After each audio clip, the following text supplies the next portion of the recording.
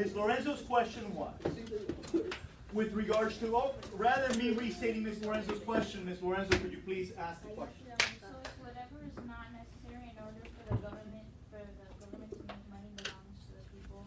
Well, making money is just one of those 17 powers.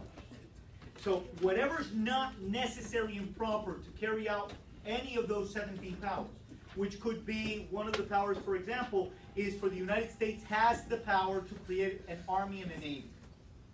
So what does it need? Well, you need to be able to hire soldiers and buy uniforms and buy weapons and you know, all of those things are necessary and proper for the military function of the United States. So those would be powers that the federal government has. But things that have nothing to do with that are not. And therefore, those powers, and by the way, there's an infinite number of things. For example, marriage has nothing to do with any of those powers. So the federal government does not have the power to marry people. The federal government doesn't have the power for adoption because it's not one of those 17 things. So who has the power? If marriage is not one of those 17 things, Ricky, wait.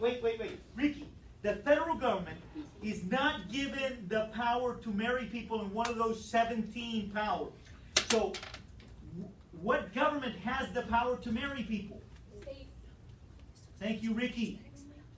I did not know you were a ventriloquist. You are awesome. You can throw your voice right across the room. Okay? Hey, Alexander, I'll ask you another more complicated one. The federal government does not have the power to set traffic speed zones. If the federal government doesn't have the power to set traffic speed zones, who has that power? The state. The states do. Okay. Now, the federal government does not have the power to create corporations. Who has the power to create corporations? States. Can't be. That's why it says by the power invested in me by the state of California, you may now kiss the bride. Okay, all right. And that was a very strange comment. Yes, No, that but is no, recorded. invested by the state. Yes, I know. May I use your I don't know why That's this is exactly California. Wait a second, Alexander. You may. You could just get a degree. Yes. You could just get a degree.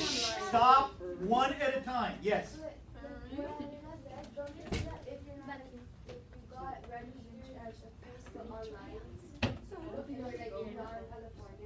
For real, you can get one of those little thingies online. I have Okay. one. I'll get back to you. Yes. Do you have tape when my silence broke? I'm sorry, what? My silence broke. Do you have tape? I do, but you can hold on because you can use your finger for now. All right. So the states have these powers. The states have these powers that are not given to the federal government. And the question is, how do the states use that power? How do the states use that power that don't step on each other? Because you got 50 states, and each state has boundaries and borders, and you have people that go from state to state. So how do the states exercise those powers? And the reality of the matter is that the truth is that the states can only exercise their power up to the border. But there is activity that goes beyond. For example, if you are living in the mountains close to California, but not in California, and the water begins to melt and go down, and it's in an aquifer in California, if you stop the water in your state, it's not going to get to California, and it's going to affect people in California. And that's where the federal government has the power to regulate the interaction and the relationship between the states. So the federal government is given the power to regulate the relationship and the interaction that takes place between the states. So in essence, what these people wanted to do is they wanted to limit the federal government to those things that were absolutely necessary for the coexistence, living together that means, the coexistence of the states with each other. Okay? That's in essence the idea of the federal government. It is there to protect the citizens, and it is also there to allow the states to be able to deal with each other. Example, mom and dad.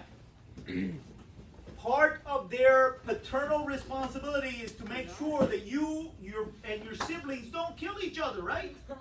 Ryan? So, when Raul decides to get too wrestling type with you, mom and dad come in and kind of, set the rules.